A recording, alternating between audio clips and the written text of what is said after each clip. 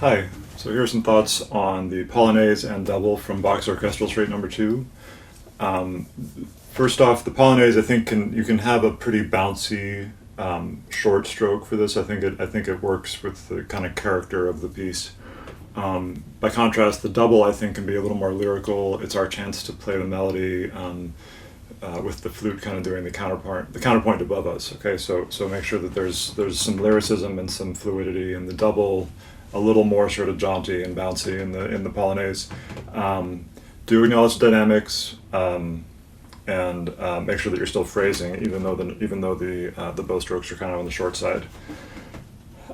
Just one slight correction: the second to last bar of the double, the first note should be a G, not an F sharp.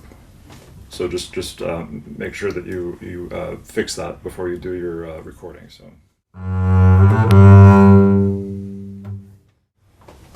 You'll hear it in my demonstration, but yeah, just one small fix there. Hey everyone, I hope you enjoyed Ted Botsford's excerpts and his explanation of these masterworks of amazing works of art by Mozart and Bach. Oh, just probably the best symphonies ever.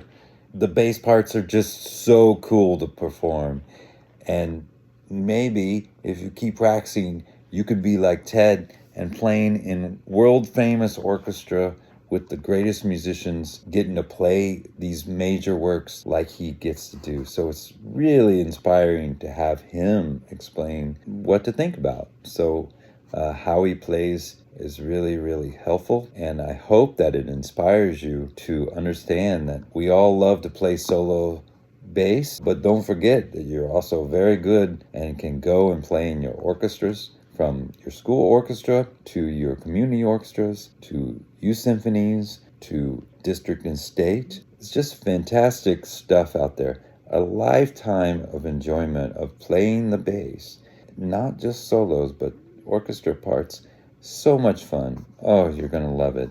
Ted was George's student, and George was very clever at putting orchestras in his method, from the Mahler, which many of you know, to the Elephant, Beethoven's Ninth. We hope this leads you down this path of getting inspired to learning these masterworks and playing bass for all kinds of ensembles.